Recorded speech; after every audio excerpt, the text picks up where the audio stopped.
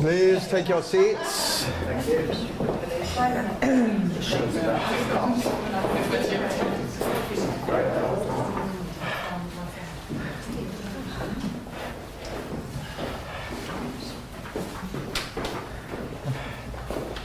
So I wanted to invite Mandy up because she has such a beautiful example of the cheese broccoli situation.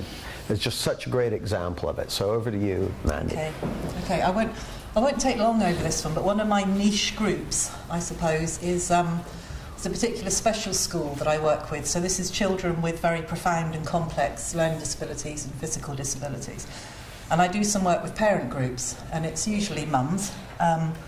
And so the first workshop, it was kind of, I got really in my head beforehand thinking, what is it that I think they might want? Well, of course, it's peace of mind, time to themselves, free of guilt. I had so many things that I thought were on their agenda, but kind of cleared my mind when we started the workshop. And this is a great group of women. They're really funny, and on the whole, they're very happy.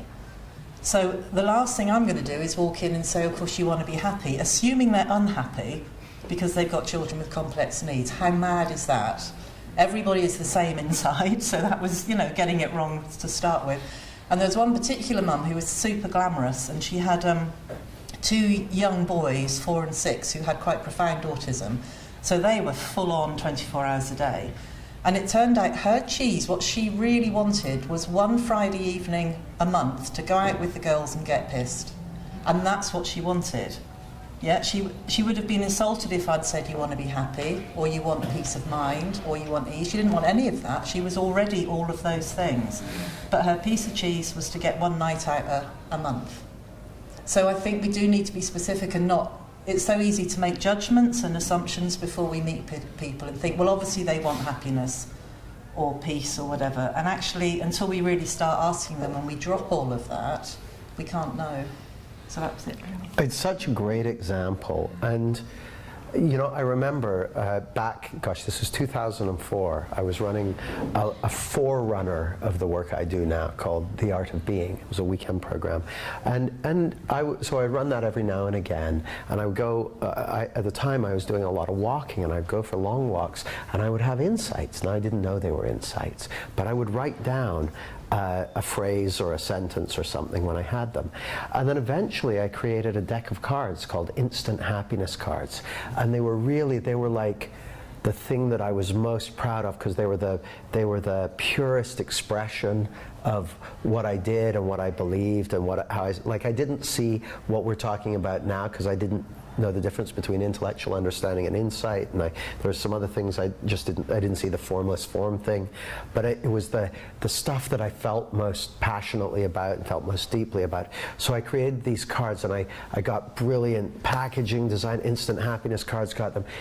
I launched them, and I was so excited to send them out into the world. And when we launched a card deck, we would sell thousands of decks of these things. People loved them.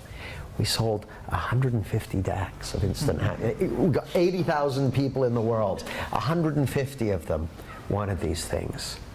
And I'd ordered 5,000 decks. So I've got 5,000 decks. And if we sell 150 on the launch, then we're going to sell 60 a year from then on. I was like, it's going to take me 90 years to... So I just started bundling them in with every parcel that went out. I just stick a deck in. Well, I got more emails about those cards, about, wow, they really made a difference to me. So people were able to still be impacted by them, but they weren't cheese to them. So what they did was they bought cheese that they saw as cheese, and I stuck some broccoli in the parcel. And some of them ate the broccoli and said, wow, I really like it. But they wouldn't have got the parcel if they didn't have the cheese, if I didn't have the cheese that they wanted. And there's a classic example of me misreading what people were looking for, misreading what people perceive as cheese. I thought that what they were looking for, the conversation in their head was, I want to be happy. Not what they were looking for. No. Not their cheese. So it was an expensive and painful lesson. I'm still glad of it, but yeah, you gotta You got to speak, you got to meet them where they are. And I think also ask ourselves as well. I was saying to Jamie, if somebody said to me, so are you happy? Well, yeah, I am some of the time, and some of the time I'm not. Some of the time I'm really happy out for dinner with my daughter, some of the times I'm not. So actually searching for happiness doesn't work for me. There isn't a happy place. There are places within which I might be happy, but this happy place, I think we can get, we can get a bit misguided if we think that's what we're helping people to search for. Yeah, Mark. So can you thank you, Mandy. I think that's a great example.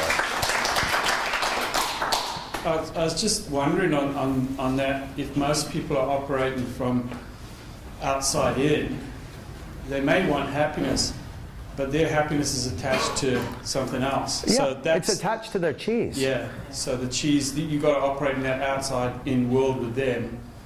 Well, you got to meet them there. You got to Yeah. acknowledge how they see reality. That's just, to me, that's just being respectful. That's The just other- being respectful. The question I had when you were with Andreas and you were talking about finding out the CEO's cheese, and it just occurred to me, well, if I can sit and talk to them, then they're going to tell me what their cheese is. Yep. So is there anything wrong with going and saying to someone, look, I'd like to come and have a chat with you and just find out what challenges your company is facing? And then they'll... Well, there's nothing wrong with that.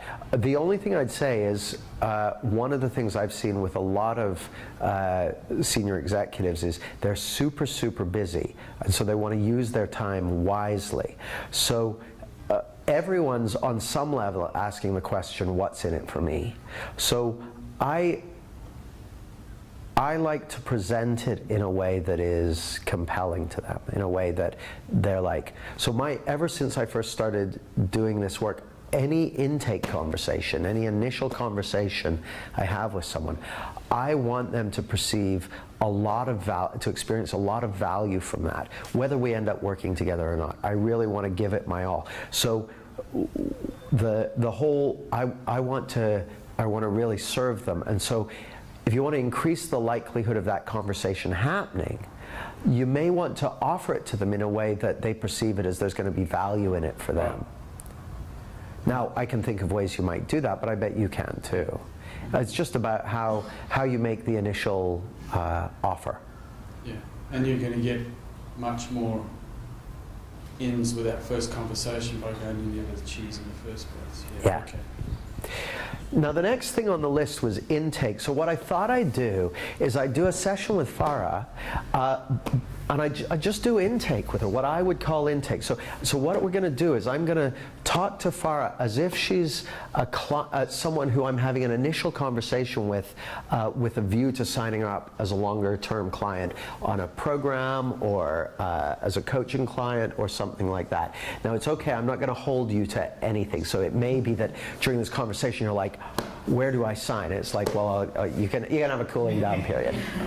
But now, having said that, I'll do the intake, but how I like to do it is I'll have an initial conversation with someone, then I'll come back to them with a proposal. And it's very clear, I have a very strategic reason for doing that. I don't want to have to think about anything while I'm listening to them. I just want to be available to the conversation. So I don't want to be thinking about, what's the right package for her or anything like that. So what I'll typically say at the beginning of an initial conversation is something like, here's how I work.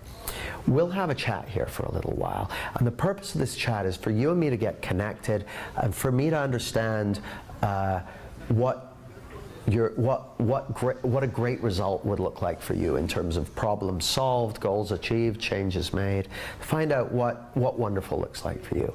And if we've got a good connection and we're enjoying that, when we get to the end of the session, I may say that I'll go away and think about putting a proposal together for how we could work together. So something like that. So I'll do that. Is that okay with you? Yeah. Please? Okay. So yeah, you probably heard me saying to these guys, how I like to work is that we'll have a conversation here, probably be like 20 minutes or so. And from my perspective, the purpose of that conversation is for you and me to get to know each other better, and for me to get a better understanding of what's going on for you, and for both of us to get some clarity on what the way forward looks like and what great results would look like and all that sort of stuff. And if all that goes good, then I may offer to go away and put together some kind of proposal about how we could take some next steps. Does that seem fair enough? Yeah. Cool. So, well, tell me about what has you here? Like what?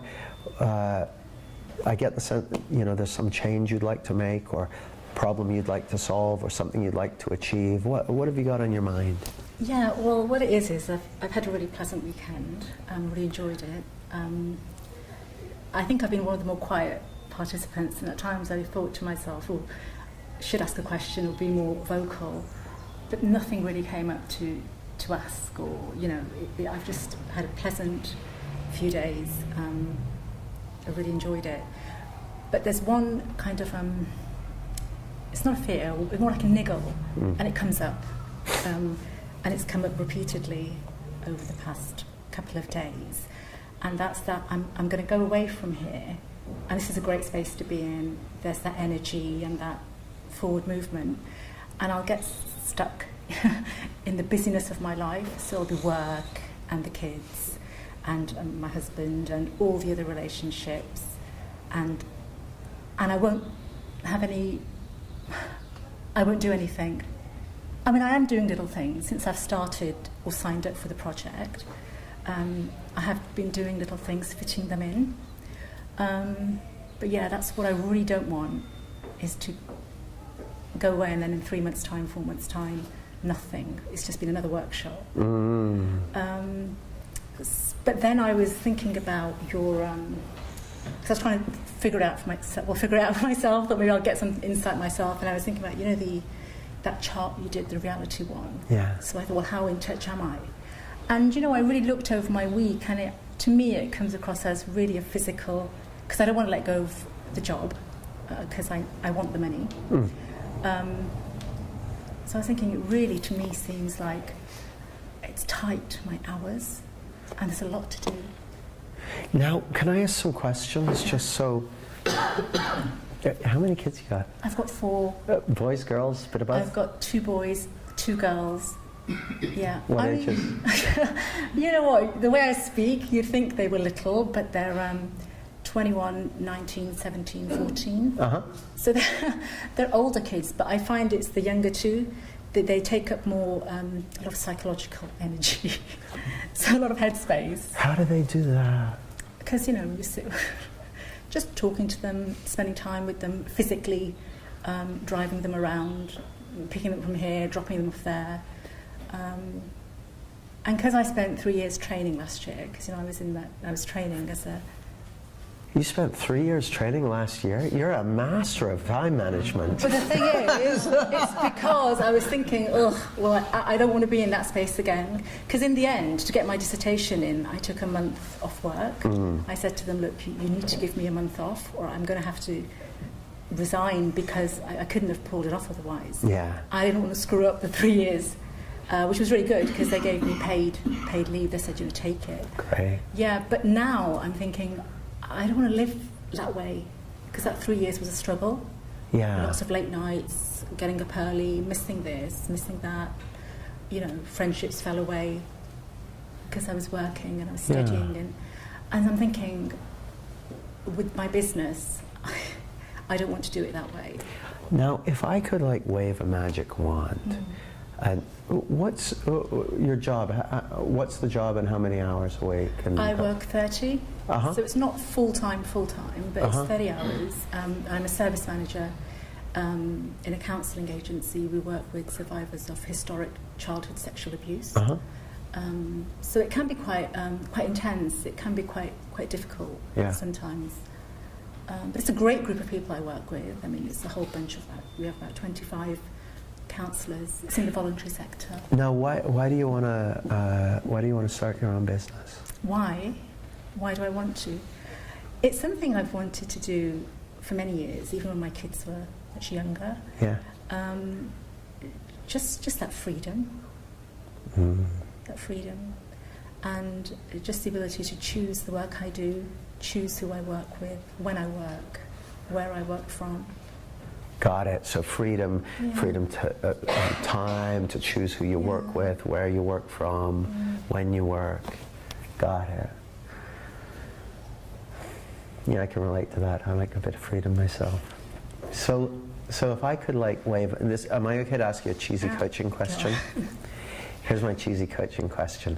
If I could wave a magic wand and you wake up tomorrow morning and everything's exactly the way you'd like it to be, how would you know that a miracle had taken place? So you wake up in the morning, what's the first thing that lets you know a miracle's taken place? What would you see? What would you hear? What would you feel? What would you experience? Well, I wouldn't be working for where I'm working at the moment. Okay, so you Yeah. wouldn't have a job. I wouldn't have a job. Yeah. I'd have a coaching practice of my own. Okay. Can I take some notes on this? Yeah.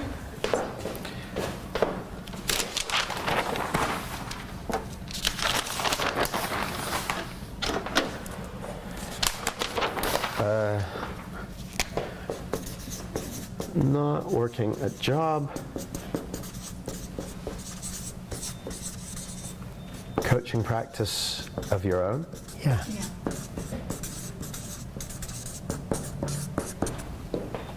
And I'd have time for the relationships that matter to me. Like my mum said to me a couple of weeks ago. Oh, it's not funny, but she was saying that.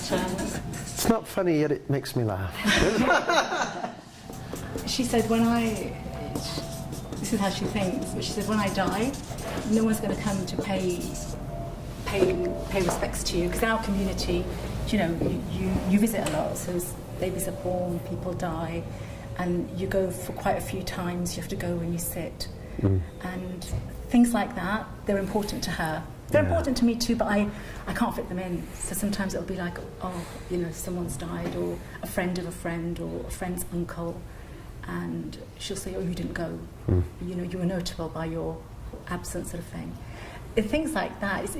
And I don't say it because they're important to her, but they're important to me as well. That sense of staying connected to people who I've known for years. So sometimes it feels like I don't make time. I can't seem to find the time for relation. Well, no, I could if I let go of this. If I thought, you know what, I'm just happy in my job. I don't want to set up this business. I've finished my training. I'm now a qualified psychotherapist. I could just be fine. Now, this probably makes me sound like a bad coach, but it had never occurred to me until you just said it that you might not be happy in your job. Are you not happy in your job? I mean, do you know, I was so happy in it for at least, I've been in it about 2.5 years. First 2 years were brilliant, but this past couple of months, my heart's not in it the way it was when I was first there. How come? Because I want to do this. That's why I'm here.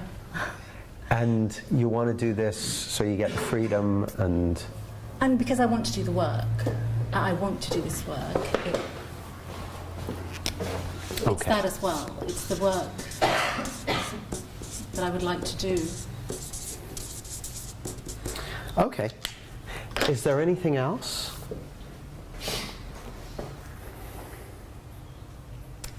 Not at the moment. Okay. So if we went with a magic wand, you wake up tomorrow, you're not doing the old job, you've got a coaching practice, you've got time for the relationships that matter, you're doing this work with people. Now, what form does this work take, and what sort of, like if I can just get some logistic details, how much income, how much time, how much, what's it look like?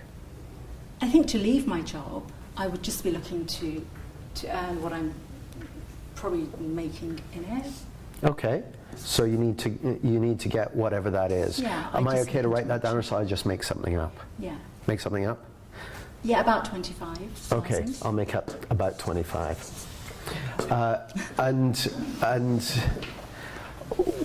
So if you could replace that, Now, do you have to replace that before you can leave the job? So do you have to have them both up and running, or is it more like if you signed up 5 clients at 5K and they'd started paying you, that would be enough to allow you to If I step had away? 5 clients.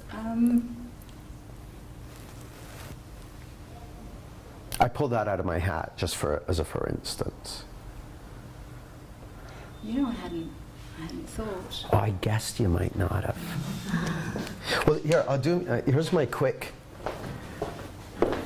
for some of you who may not be mathematically inclined, if you want to earn £50,000, there are 50,000 ways to do it, but I'm just going to show you some of the most popular.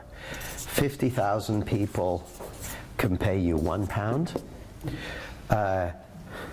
One person can pay you £50,000. That's called having all your eggs in one basket, but it can be nice too. You can have 25,000 people pay you £2. You can have 2 people pay you £25,000. You can have 5 people pay you £5,000. You can have 10 people pay you £2,500. You can have 25 people pay you £2,000. I've got confused, I think.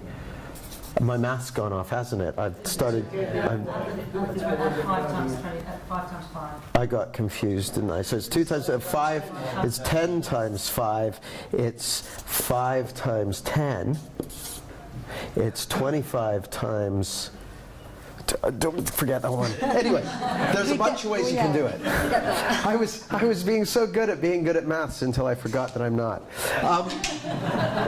So there's a bunch of ways you can do that, and it doesn't have to be all the same way. So you can have one person who pays you £10,000, and 2 people who pay you £5,000, and 2 people who pay you £25,000, or whatever. So there's a bunch of different ways you can do that.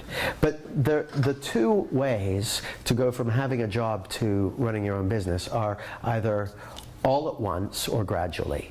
So do you have a preference? My head says gradually. Uh-huh. My heart says all at once. Yeah.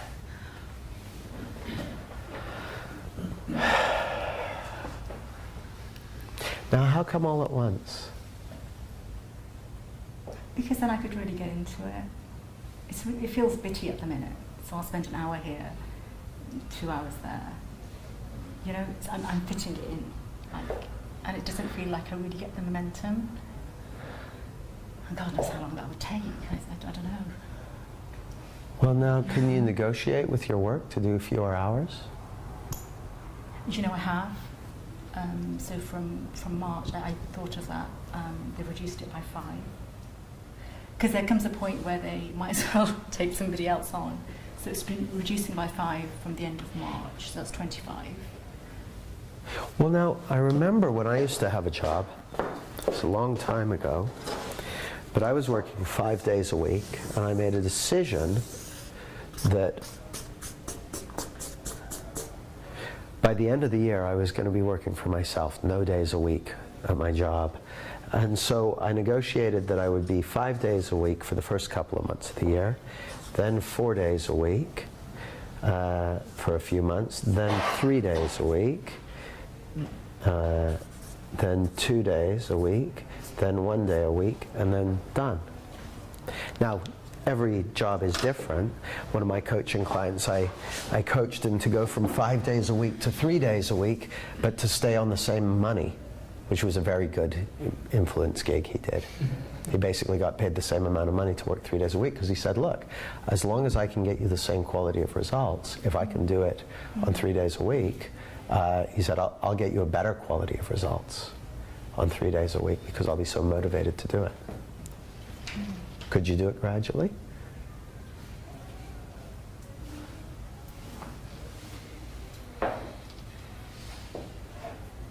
Yeah, I could do it gradually. I could reduce the days, because at the minute they're spread out. So I could make them a bit longer. Uh-huh. Yeah, I could play with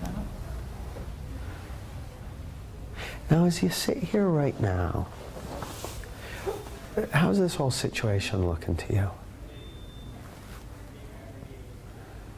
The situation with building my business. Yeah. It feels positive. It feels like I can do it. It feels achievable. So what's the but that I'm picking up? I don't know, I'm just in a hurry. Yeah. I'm in a hurry. Okay, so let me find out about that. That feeling of hurry, that sense of hurry, where does it seem like that's coming from?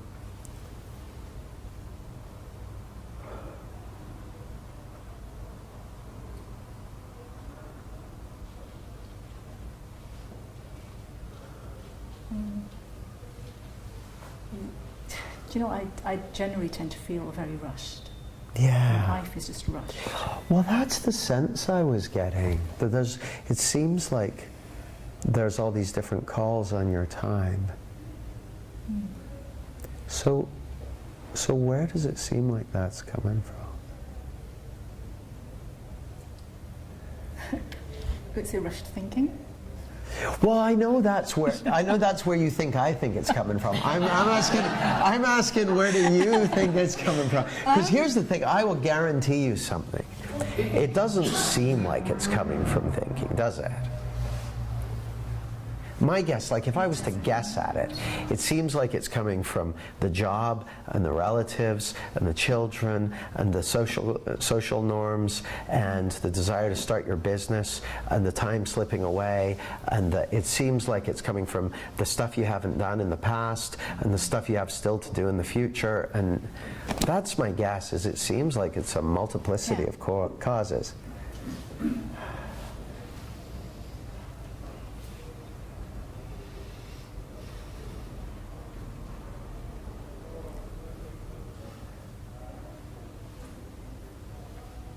Yeah, but this time is sort of fixed. It's just 24 hours and all of that.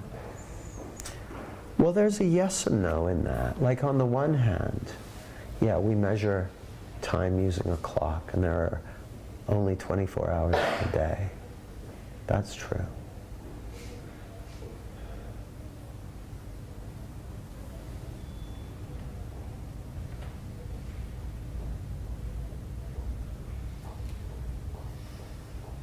And that's the same for everybody. Yeah.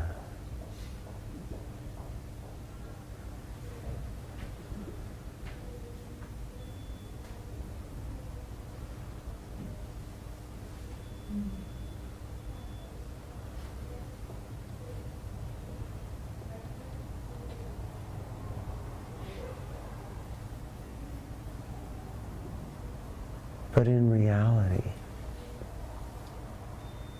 so in the world of measures and spreadsheets and graphs and stopwatches, there are only 24 hours in a day. But here in reality, there's only now. There's only ever now. But I know that doesn't look realistic.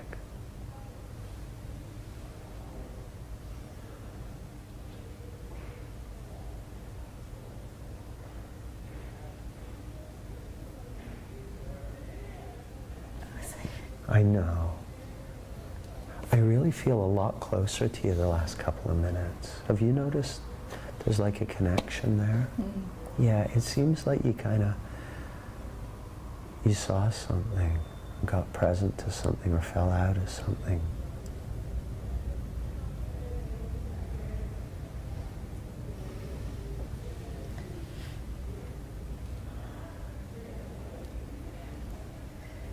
I don't know, maybe it's just habit.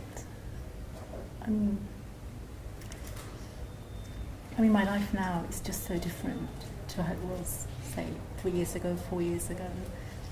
And I think maybe I've just got into this habitual way of just rushing, because it needed to be that way back then. Yeah. Because I was single, I had 4 kids, I was single for several years, and raising them.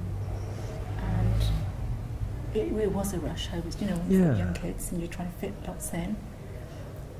And really, my life is nothing like that now. It's Yeah. like completely different. But I haven't quite caught up with that, if that makes sense, I think. Yeah, well, you probably just didn't realize until now. Mm.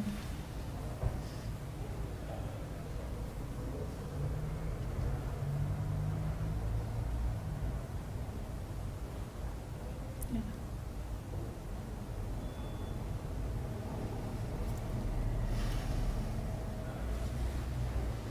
Well, I'm really enjoying our conversation. And I kind of feel like we're complete for now. So what I'll do is I'll go away and I'll put my thinking cap on. And if there's, see, here's the thing, as we sit here right now, Farah, my strong inclination is just to allow whatever it is that you've seen to kind of process and just to see what comes of it. So I don't really have any idea if there's anything you even need from me to I'm not even sure there's anything that needs doing particularly. So why don't you and me have a chat, I don't know, sometime in the next week or so, and we'll just touch base and see where you are. Yeah. And if there's something that makes sense in terms of next steps, we can talk about that then. Okay. Thank you so much. That was really, really fantastic. Thank you.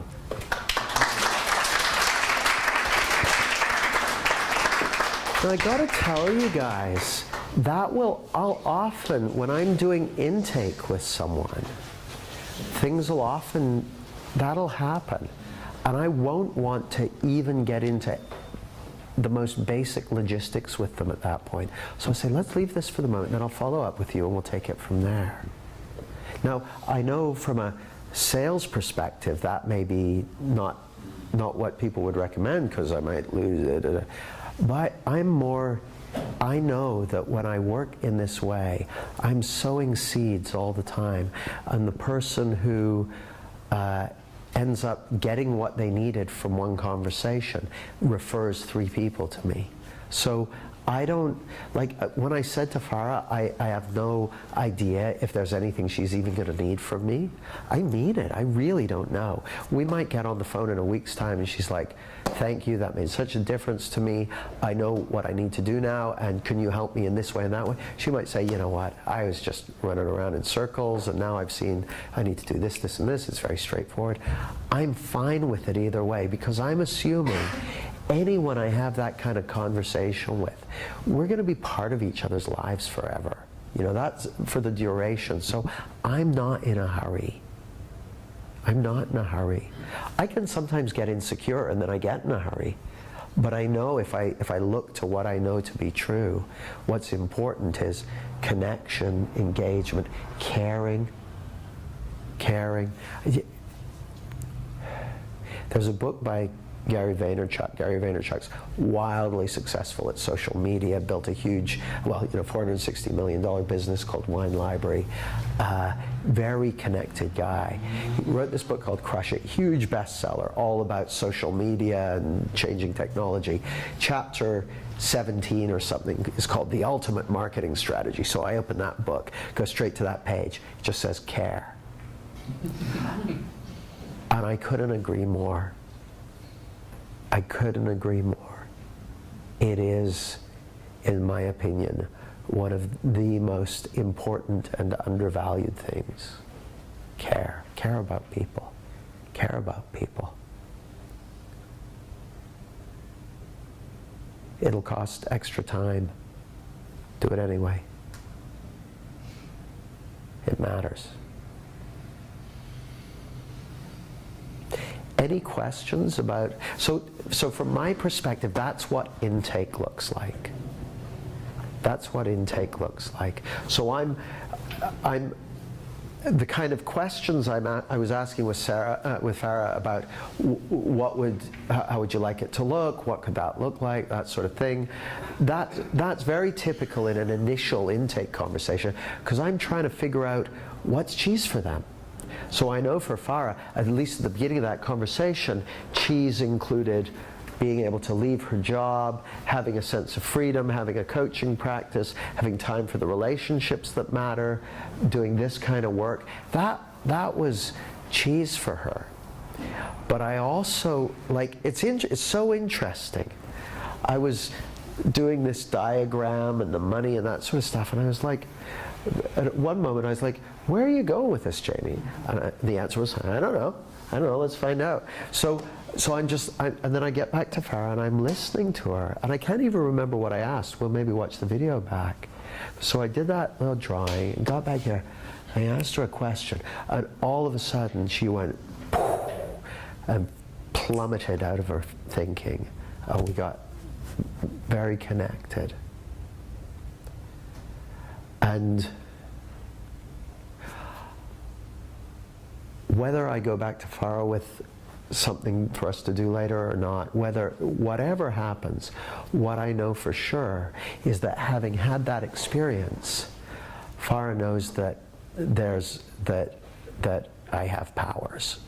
If I'm going to put it in quotes, that I can do stuff that most people that she has a conversation with can't do. And that's what gets people, that's what has people, if they've got their cheese, the thing that they want, their dream, what they want to create, what they're inspired, that's one of the things, at least in this domain, that lets them know that you can deliver the goods. If they can see things differently after a conversation with you, in a way that feels different, that's a convincer. That's a convincer. So whether or not we do anything together additional to this, or whether or not I even propose anything, or whether or not it makes sense, I would guess, and I'm not going to ask her because I don't want to put her on the spot, but I would guess that Farah's convinced that if we were to do something together, it would have an impact. Does that make sense? So that's what I mean by intake. Now, if in intake I can get people to touch that place within themselves, that's good. I want that because that's a convincer, and because it's the work I love doing. I don't want, so this could be important, I don't want the process of selling or the process of marketing to be substantially different from me doing what I love. I love doing change work with individuals and groups, and so selling and marketing, as much as possible, take the form of change work with individuals and groups. I don't want them to be a different thing. Any questions? Yeah, Jamie. It's just about you not mentioning the price at the end of the conversation, because other schools have. I haven't got I don't know what I want to do with her yet. Right. I haven't got the price of what? I have no, so I don't go for a one-shot deal sales process. Doesn't make sense to me. The reason, now this is personal preference, and lots of people will say not to do it Jamie's way, which I would totally understand. I don't want to have to think about that. I don't want to have that on my mind. I don't want to have I don't want to have the package for them before I know what I want. Like, I was finding out about Farah. I don't know what would be right for her. I'm going to want to go away and think about it. But even if I came up with an idea about it, I want to check back in with her and see how things are looking. Now, sometimes I'll have an initial meeting, and then I'll say, okay, I'll come back to you with something. But I want to talk to them again before I present it to them. Now, again, Mamoon, who teaches the kind of signing up client skills module on the 1 year program, he does everything in one call. It's just the way he likes to work, and that's fine too. I slow it down, so I'll give you an example. I had a client came to a group event I did, so like a one-day taster session, 40, 50 people in the room. Sends me an email afterwards, says, how much would it cost to hire you for a day? So what do you think my answer was? I don't know, it depends. Let's see. Let's have a conversation and find out more about what you're interested in. I'm not interested in getting hired for a day. Remember the hourly rate? Hire me for a day is like the hourly rate. I'm not really that interested. I said, let's get on the phone and find out. So I get on the phone with her. We have a conversation. I find out what she wants. I said, great, let me come back to you with a proposal. So I set the time with her at that. I'll call you back next Wednesday or whatever. Get on the phone with her next Wednesday. I've got a proposal. Haven't sent it to her. Talking to her on the phone. And in my head, that Carpenter's song, Close to You, is playing. Now I listen to songs in my head because I'm weird. So I'm on the phone with her and it keeps coming into my head. So I go to her, you know what? This is going to sound weird, but I feel like we ought to meet up face to face. I'd rather talk you through this face to face. So get off the phone. So at each stage, I'm delaying her. She's trying to hire me. I'm saying, oh, hang on a second. Hang on a second. We meet up face to face, talk her through the proposal. She hires me for a very high value coaching package. So I'm in no hurry. I'm in no hurry. Now, we will often, if I want to have a follow-up conversation with someone, I'll often set the time and date at the time. With Farah, I didn't even want to do that. She was in a very profound place. She just had a meaningful shift. I don't even want to talk logistics with her at the moment. I just want to let her have her experience. So, but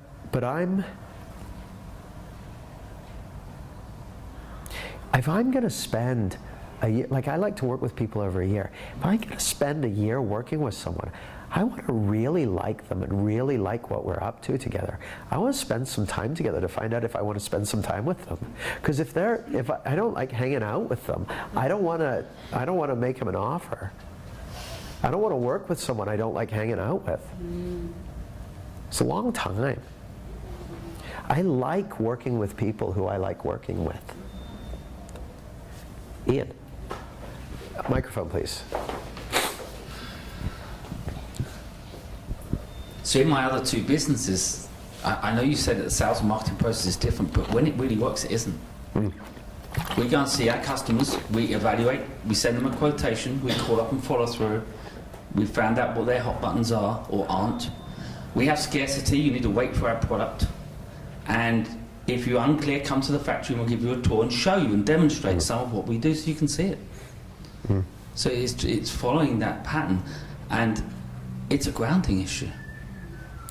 Our company is grounded in windows and doors to an extent where people know we can deliver at all stages, and we're in no hurry to sell to them. We don't need to sell to them. It's not. There's no neediness in what we do. And so, take it or leave it is very, very powerful. Now, so my 3-day intensives, they cost a lot of money.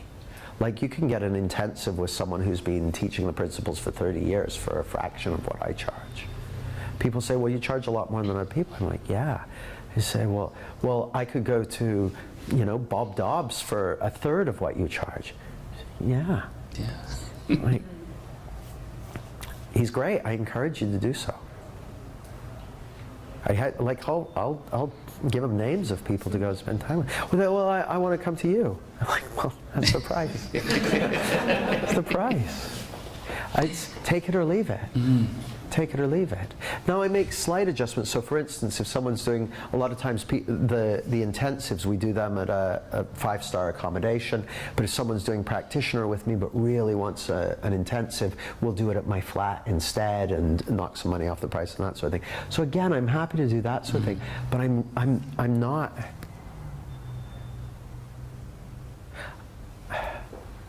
I'm cool either way. I'm okay either way. I'm in no hurry to sign someone up. And people can feel that. They can feel that I'm okay with it. I feel like putting that price of our windows up now. I encourage you to do so. Now here's the thing. I don't always feel okay with it. If I start feeling urgent, guess what happens? My client picks up on it and they're like, well, I'll call you. Yeah. So it's practical. If I think that my feelings of security and well-being are coming from the client or the deal or the money or anything like that, I'm screwed. Because the best thing I've got going for me is the pristine connection and the peace and clarity that I bring to the party. And if I get needy and insecure, I blow that. Any other questions? I realize we've got a long list. I used to say, any other questions? Okay, where are we at?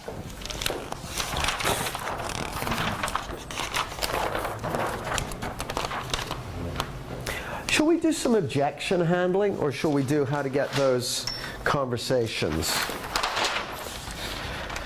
I lost my list. Objections are on that side. Yeah, the objections are over there. There we are.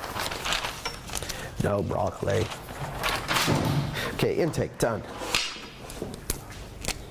The first in-person conversation, actually, let me handle that real quick. We've done a coaching demo, right? First in-person conversation. Jamie, that was you, right? Now, what do you mean by that? Just so I know what you're talking about. I mean, it's about initiating that first conversation so you can get them into a coaching, With who? well, with the target. Target group, who? Target group. Who? Who are you Men. talking about? Men. Any particular kind of men? Because that is half the planet's Yeah. population. 3.5 billion people. It's, I suppose it's men who want to create more success in their lives, have more confidence, feel more courageous. What's cheese to them?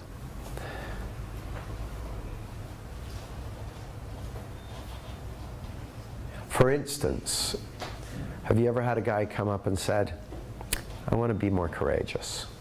No. I never heard a guy say that either. I've had clients say, I want to be more confident, always or almost always connected to a specific thing, whether it's public speaking or meeting women or leaving their job and starting their own business, but it's almost always connected to a specific thing. It's almost never general. So my first thing to you would be to say, go get some cheese. Now, go figure out some cheese. But do you have a list already of people who have signed up for stuff? I seem to Yeah, I've remember. got some, yeah. What have they signed up for, Jamie? Why have they given you their email address?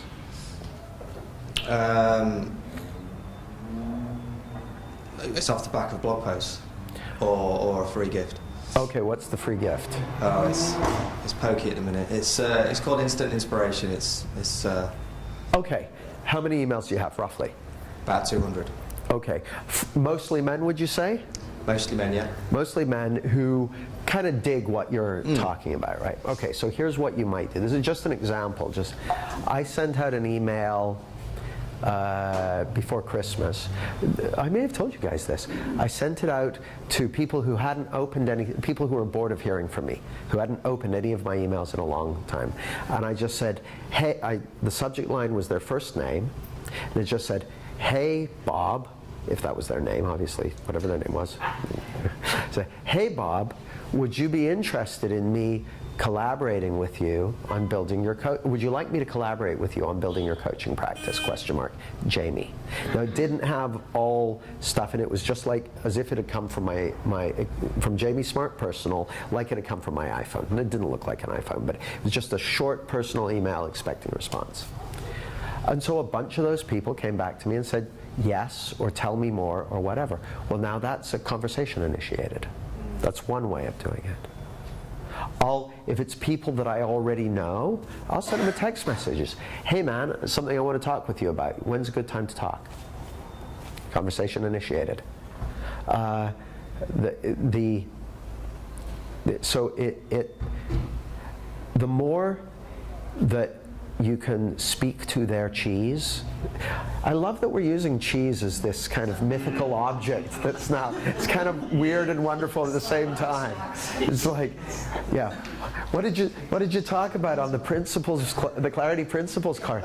Well, it was mostly about cheese. Some broccoli, but mostly cheese. So,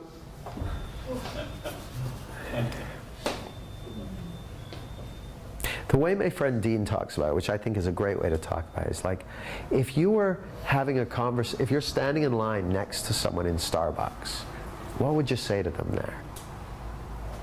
If they ask what you do, or if you want to, if you want to show them something or ask them, how would you talk to someone if you're just having a normal conversation with them? So I want to make it as normal as possible. Now, I don't know if that answers your question at all. It does it well. It shows me that I'm not clear On either of those. I've got a rough idea of what the cheese might be, but if someone was to ask me what I do, I'd probably fumble through it. Well, if you start with the cheese, if you start with what's cheese to them, then it just helps to be specific, because it makes it not about you, it's about the value you give to someone. So if someone says, oh, Jay, clarity, what do you do? It's like, I help people get clarity. Now, if it's an entrepreneur, they say, well, what do you mean? I'll say, well, there's some days where you just can't put a foot wrong, and everything just falls into place, and you're super productive, and the calls go good, and everyone you talk to seems to be on your side, and it all goes great. And then there's those other days where you probably should have stayed in bed. And it was your reason you had that day was because you're up all night worrying about stuff about your business. They're like, yeah. It's like, well, I show you have more of those days and less of those days. Like, oh, well, they're interested in that, because entrepreneurs are famously stressed out and zooming around and freaked out. But that's all about them. I build that picture from talking to entrepreneurs. Like, they're full of energy, they're fast. They don't, if you go to an entrepreneur, say, what do you do? I'll help you get peace of mind and slow down. They're like, I don't want to fucking slow down. I want to go faster. I want to go faster. They don't want to slow down. Now, here's the thing. We're talking about the principles behind the human experience. That means every experience. It works the same for Buddhist monks as it does for firemen. It's there. These are the principles behind your experience when you're meditating, and these are the principles behind your experience when you're getting mugged or mugging someone else. It's the same. It works. It's what's playing out all the time. What people do is they think that the principles is a way of being. Oh, learn the principles, then you go around talking slow and being calm and smiling at everything. No, it's about people having an experience of life that's more aligned with reality. And there's people out there doing jobs like, if someone's a paramedic, they got to make super fast decisions and that are right most of the time. And you don't want them being all slow and reflective and meditative. You want them to be in the zone. So that's the key with finding other people's cheese, because otherwise you'll project your broccoli onto them. So find their cheese is my strong recommendation. Fair enough? Yes, thank you. Shall we do some objection handling? Who wants to role play? Well, I can do it. We can do it at the front of the room, or I can do it from the floor. Who's got? Okay, well, tell you what. I'm gonna. Pete. Sorry, can I just say one thing? Yeah, please. You know what you were just saying about the email that you sent out? Because I responded really quickly to that. Yeah. So, and I just wanted to add something to that, maybe for Jamie, in terms of what happened. After you sent that email back, I sent one back saying, yes. This was the one where it said, hey, Pete, would you like me to collaborate with you on growing your coaching practice, Jamie? Yeah. So I just sent back, yes. I think that's all I sent, wasn't it? Yes. Yeah. Now, preface to that, what's presumed is that I have some expertise, credibility, authority in that domain. If I'd sent Pete an email and said, hey, Pete, would you like me to show you my secret for having lifelong fantastic health and six-pack abs? Pete would be probably like, well, not sure about that. Yeah. Yeah? Yeah. Go ahead. So then what happened was you sent me one back and asked me a few questions, and then about what's my cheese, basically. Yeah. So we had a dialogue backwards and forwards for a few emails until you knew what I wanted. And then from that point you were able to present to me what I wanted, and that's why it was a no-brainer for me to do. this, really. So I was just thinking, you know, in terms of what Jamie asked you in terms of that question, if he's got a mailing list already of people who've had that approach is simply send that email, you know, would you like me to help you? And then when they come back, you start that dialogue and you find out what their cheese is that way. And then it's from them and not from you guessing. Now, the idea that just came to me, and this may not be, I can't remember quite the details of it. If you and I have a look through that email thread, would you be okay with me sharing it with everyone? Yeah, of course. Because it might be interesting to you guys, because I got to say, I want you to give Pete a round of applause, because this program was largely shaped. I had the idea, I'd like to work with people who I had the target group, people who already had some kind of practice, some kind of experience, and wanted to transition to a coaching model. And to a package model. And so I sent out that thing. Pete was the first person who got back to me. So we had a back and forth over the course of probably 48 hours. And by the end of that back and forth, Pete had said, I'm in to whatever this thing is you're launching. So then I had to invent what it was. And so the fact that we're here today is thanks to Pete responding first to that email. If it was someone else that responded, it might be something different we're doing. So thank you, Pete. So what I'll do is I'll pull out that email thread. Pete and I will, or I'll send it over to Pete just to approve it, to make sure he's happy with it being, okay. I'll look through it, make sure I'm happy with it. But I'll share it with you guys so you can see what that back and forth went with. And my starting point was with a target group and a tiny piece of cheese. The tiny piece of cheese was, I'll collaborate with you on doing something that I think you already want to do. Got it? That's the only piece of cheese I had. And then the rest of it was intake via email, no phone call. The first time I spoke to Pete was on the phone when I coached him the other night. Yes. Yeah? First time I spoke to you probably in 3 years. Yeah. So everything was done by email. Would that be interesting? Okay, cool. Objection handling. Do we want to do it from the floor and you can each throw out your favorite objections and I'll see what I can do with them? Or does someone want to come up and role play all the objections, or should we just play it by ear? Mandy's pointing at me and going like that. I don't know what that. Have someone up there with you. Have someone up here? Would anyone like to be objectionable? Oh, it'll be fun. Okay. Jay can do some. Jay can do the I can't afford it and the thing, and then we'll take it from there. So shall we pretend that I've been talking with you? Yeah, sure. That I've been talking with you about something, and I've done a great job of helping you get clear on what you want. Cool. And then I've said, okay, well, that's the price for that is going to be, let's say, £25,000 plus VAT. Over to you. Jamie, that sounds really, really great, and you've really been helpful today, but I just can't afford it. So the price tag? Yeah, you know, you've been really helpful, but £25,000, I don't know where I get that kind of money from. Oh, it's a huge amount of money, isn't it? So let me just check, Jay. Are you saying that if you had the money, you'd definitely do the program? Yeah, of course, most definitely. It's what I need, but I don't, you know, I haven't got that money. Yeah. Oh well, no, that's cool. Let's just kind of explore, if that's okay. That's fine. So now the first thing I'll often double check with people is I'll say, so if you had the money, you'd definitely do it, because often price is one of the most common objections that's thrown up when it's actually something else.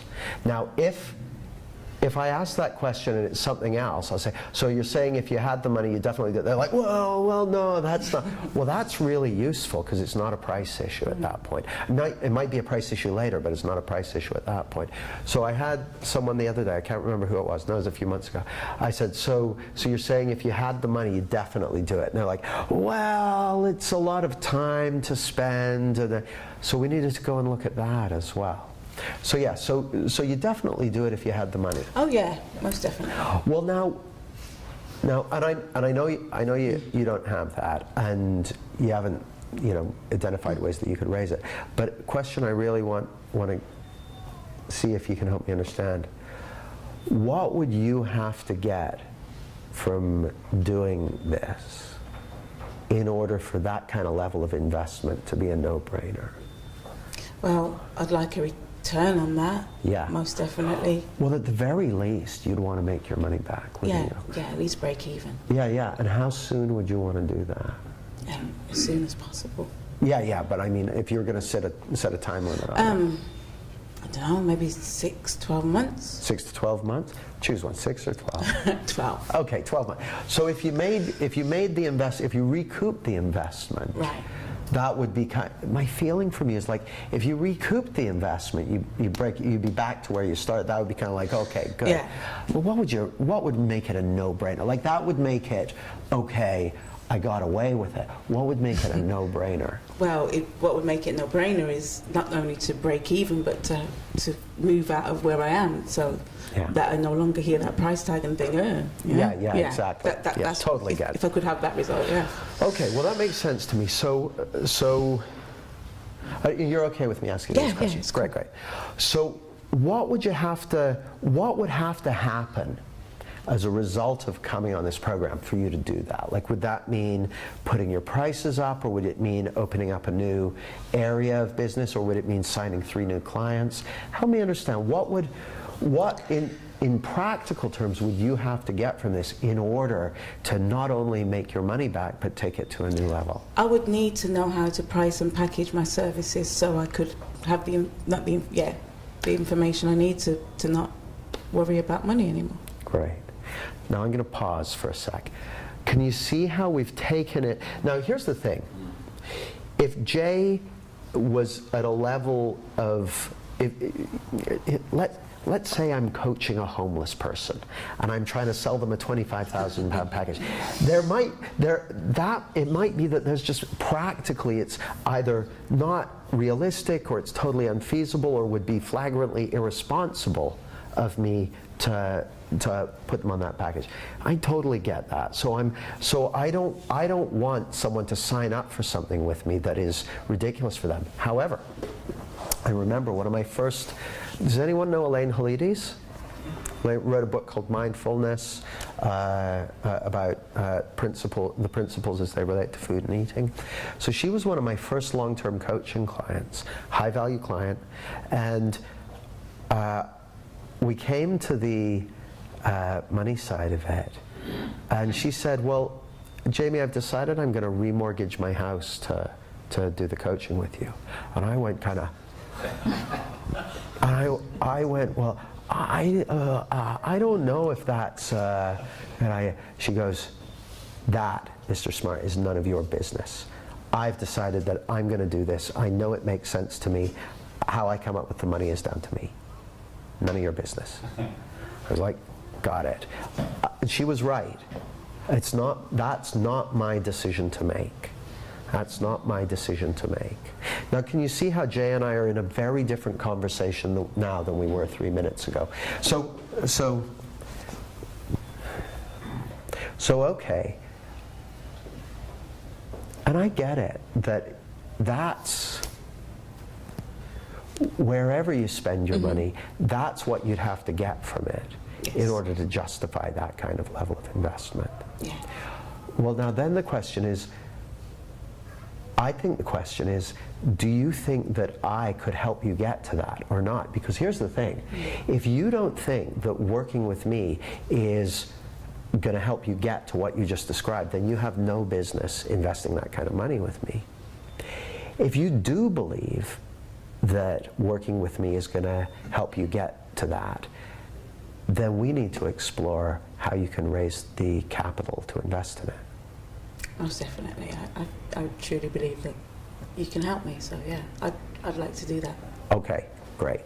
Now, again, I do my best to be totally transparent and authentic. So if someone gets to the point where it's a question of I'd have to get this from it, then I have to ask you, and I'm not doing it to try and put them on the spot. I want them to feel that I want to know whether they think I've got what it takes to help them create that or not. And I want to be having a real conversation with them. And if they're like, I'm not so sure or whatever, then I want to talk about that with them. Because maybe I'm not the right person for it. Or maybe I'm not what they need for this. Maybe they need a different, maybe they need to invest their money elsewhere. Maybe I'll listen to them and I'm like, they shouldn't be investing this. They should be investing in, whatever, a new website or whatever it might be. But I want to have a real conversation, because I'm thinking in terms of, I'm assuming Jay and me are going to be in each other's lives for the duration. So I don't want to be trying to hustle her into a bad decision or anything like that. Because we're going to be hanging out with some of the same people for a long time. That's not. I don't want that. I don't want the bad karma of that. So that's how. So when it comes to handling price objections, first thing I check if it really is a price objection. Typically, I just want to check. So I just go. So you're saying if you had the money, you'd do it in a heartbeat, and they're either yes or no to that. And then I want to find out what they would have to get from it in order for that level of investment to be a no-brainer. Now, if we get to that point, and now this is, I guess this is kind of how-to, but the important bit behind it is where is it coming from? Because can't afford it is always a limiting belief. Okay? I always can't afford stuff that I don't want. Can you afford stuff that you don't want? I can't afford a cup of coffee that I don't want to have. It's like, I got better things to do. Can't afford it means, you know what can't afford it means? I'm making this up, by the way. Can't afford it means I got better things to do with my money. That's what can't afford it means. And so I want to get it into the domain of relevance and get them looking in the direction of possibility.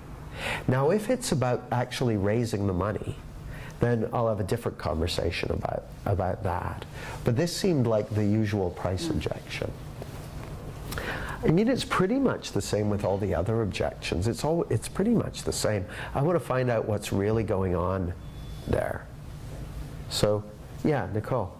If it is a genuinely, that money is not physically in my bank account, I do not have it. Let's get Nicole on the microphone. If it genuinely is I do, and you can see that the person is being quite transparent with you, you've got a good connection. They're not just like, no, I don't have it. It's like, genuinely, in my bank account, I do not have that money. Yeah. How much would you work with somebody to say, okay, let's see how you can, how we can talk about how you can raise that? Because then you're giving them some coaching for free in a way.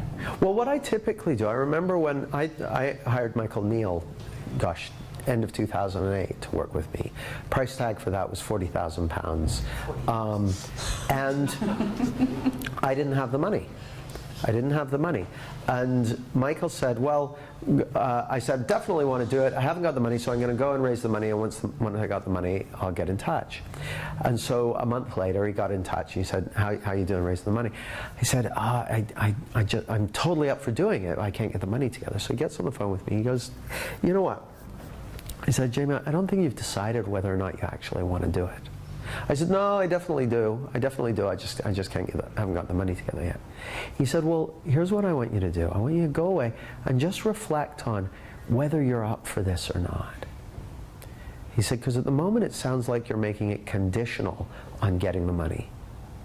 So you're going, I'll do it if I get the money. And he said, what I'd like you to do is just decide either you're going to do it or you're not going to do it. And if you're not going to do it, you don't need to get the money. And if you're going to do it, then you'll find the money. You will. So he said, just go get clear on it and just decide whether you're a yes for this time around. So I went, well, I've already decided, but yeah, okay, I'll do it. So I go away, I'm just kind of reflecting on it. And I just fucking knew this was the right thing for me to do. And I called him up. I said, yeah, I'm in. I had the money within 48 hours. I didn't have the money in my bank account. I mean, I had a bit of it in a bank account, a bit of it over here. Some of it I stuck on a credit card, and some of it here. So I raised the money in 48 hours. The money that I couldn't raise in like 4 or 6 weeks, I raised in 48 hours once I decided that I was going to do it. And I find that that's usually the case. So I'd say, I mean, I can't even remember if that's what Michael said to me, but that's what I say Michael said to me when I tell people that story. and they're saying they can't find the money. So it was something like that. But that's what I often find is people are making their decision about what they want to do in life conditional upon other things. And I want to make them in the driving seat rather than being at the effect of their circumstances. And then they either decide they're up for it or they're not. And if they're up for it, usually the money comes if it's in any way, well, no, there's not even a condition. Usually it happens. If they go, you know what, I'm totally up for it, suddenly they find a way to raise the money. That's really funny. That makes a lot of sense, actually. I'm just actually thinking back on my situation with this course. Yeah. Because I'd just taken the decision to hand over my thriving client base in London to create space to open up, to change things into a coaching package. So I just cut my income massively, and this came up, and I genuinely didn't have the money. So I said, I'm in anyway. And then I did some really deep 3 principles coaching with one of my my therapy client, my physical therapy clients, and she offered me £1,000. She said, I really want to work with you. Can I give you £1,000 for you to put together a package? And then 2 of my students came to me and said, oh, we really want to do a 2-day intensive with you. Can you put together a package? And I was like, oh, well, that's really helpful. But I didn't know where I was going to get the money from. Yeah. I just said, I'm in and I'll work it out. Beautiful. That's commitment. That's commitment. Now, here's the second thing. I also, because I've got a big list and I connect with lots of different people, I also come across a number of people who they're not in the right place for it. They're so caught up in financial messes and that sort of thing. Of them, I send them some recordings about a program I ran a couple of years ago called If the Secret's So Great, Show Me the Money. And I say, hey, work out your money issues and get back to me when you've got it better figured out. So I do that as well. So I want to make a suggestion. Let's pause, just a 5-minute pause, comfort break, stretch and that sort of thing, and then we're gonna wrap up as best we can, and anything we haven't covered off these lists I'm going to cover later. Okay? All right, 5-minute pause.